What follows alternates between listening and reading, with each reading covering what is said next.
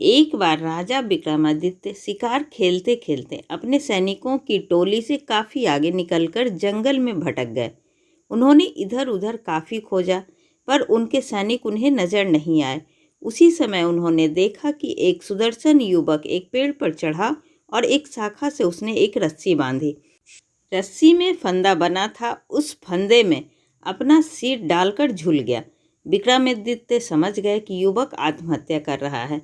उन्होंने युवक को नीचे से सहारा देकर फंदा उसके गले से निकाला तथा उसे डांटा कि आत्महत्या न सिर्फ पाप और कायरता है, बल्कि अपराध भी है। इस अपराध के लिए राजा होने के नाते वे उसे दंडित कर सकते हैं। युवक उनकी रोबीली आवाज़ तथा वेशभूषा से ही समझ गया कि वे राजा हैं, इसलिए भयभीत हो गया। राजा ने उसकी गर्दन सहलाते हुए पूछा कि तुम एक स्वस्थ और बलशाली युवक हो, फिर जीवन से निराश क्यों हो?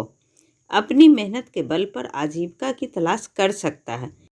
उस युवक ने उन्हें बताया कि उसकी निराशा का कारण जीविकोपार्जन नहीं है और वह विपन्नता से निराश होकर आत्महत्या का प्रयास नहीं कर रहा था। राजा ने जानना चाहा कि कौन सी ऐसी विवशता है जो उसे आत्महत्या के लिए प्रेरित कर रही है। उसने जो बताया वह इस प्रकार है। उसने कहा कि वह कलिंग का रहने वाला है और उसका नाम वासु है। एक दिन वह जंगल से गुजर रहा था कि उसकी नज़र एक अत्यंत सुंदर लड़की पर पड़ी। वह उसके रूप पर इतना मोहित हुआ कि उसने उससे उसी समय प्रणय निवेदन कर डाला। उसके प्रस्ताव पर लड़की हंस पड़ी और उसने उसे बताया कि वह किसी से प्रेम नहीं कर सकती, क्योंकि उसके भाग्य में यही लिखा है। दरअसल वह एक अभागी राजकुमारी है, जिसका जन्म ऐसे नक्षत्र में हुआ कि उसके पिता ही उसे कभी नहीं देख सकते। अगर उसके पिता ने उसे देखा तो तत्क्षण उसकी मृत्यु हो जाएगी। उसके पैदा होते ही उसके पिता ने उसे नगर से दूर एक सन्यासी की कुटिया में भेज दिया और उसका पालन पोषण उसी कुटिया में हुआ।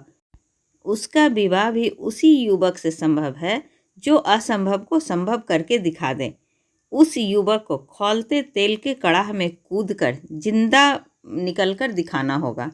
उसकी बात सुनकर बासु उस कुटिया में गया जहां उसके निवास था। वहां जाने पर उसने कई अस्थि पंजर देखे जो उस राजकुमारी से विवाह के प्रयास में खौलते कड़ाह के तेल में कूदकर अपनी जानों से हाथ धो बैठे थे। बासु की हिम्मत जवाब दे गई। वह निराश होकर वहां से लौट गया। उसने उसे भुलाने की लाख कोशिश की, पर उसका रूप सोते जागते उठते बैठते हर वक्त आंखों के सामने आ जाता है। उसकी नींद उड़ गई है। उसे खाना पीना नहीं अच्छा लगता। अब जान देने के सिवा उसके पास कोई चारा नहीं बचा है।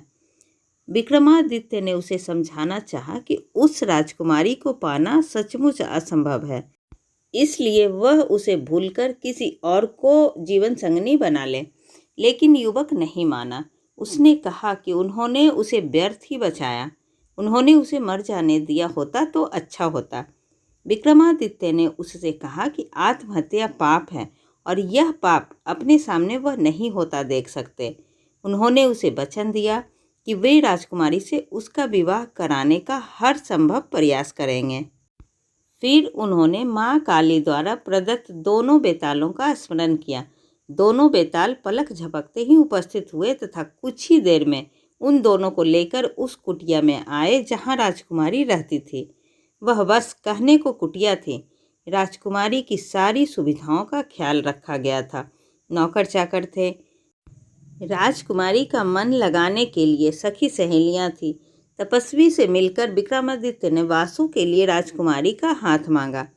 तपस्वी ने राजा विक्रमादित्य का परिचय पाकर कहा कि अपने प्राण वह राजा को सरलता से अर्पित कर सकता, पर राजकुमारी का हाथ उसी युवक को देगा जो खौलते तेल से सकुशल निकल आए।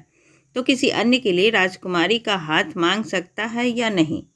इस पर तपस्वी ने कहा कि बस यह शर्त पूरी होनी चाहिए। वह अपने लिए हाथ मांग रहा है या किसी अन्य के लिए, यह बात मायने नहीं रखती है। उसने राजा को विश्वास दिलाने की कोशिश की कि इस राजकुमारी को कुंवारी ही रहना पड़ेगा। जब विक्रमादित्य ने उसे बताया कि वे खुद ही इस युवक के हेतु कड़ाह में कूदने को तैयार हैं तो तपस्वी का मुंह विस्मय से खुला रह गया। वे बात ही कर रहे थे कि राजकुमारी अपनी सहेलियों के साथ वहां आ गई। वह सचमुच अप्सराओं से भी ज्यादा सुंदर थी। अगर युवकों ने खौलते कड़ाह में कूदकर प्राण गंवाए तो कोई गलत काम नहीं किया। विक्रमादित्य ने तपस्वी से कहकर कड़ाह भर तेल की व्यवस्था करवाई। जब तेल खौलने लगा तो माँ काली को स्मरण कर विक्रमादित्य तेल में कूद गए। खौलते तेल में कूदते ही उनके प्राण निकल गए और शरीर भुनकर स्याह हो गया। माँ काली को उन पर दया आ गई और उन्होंने बेतालों को विक्रमादित्य को जीवित करने की आज्ञा दी।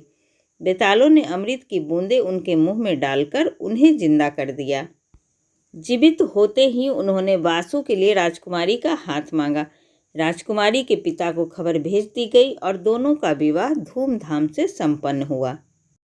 ऐसी ही अच्छी और ज्ञानवर्धक कहानी सुनने के लिए प्लीज़ आप मेरे चैनल को सब्सक्राइब ज़रूर करें। तब तक के लिए बाय बाय।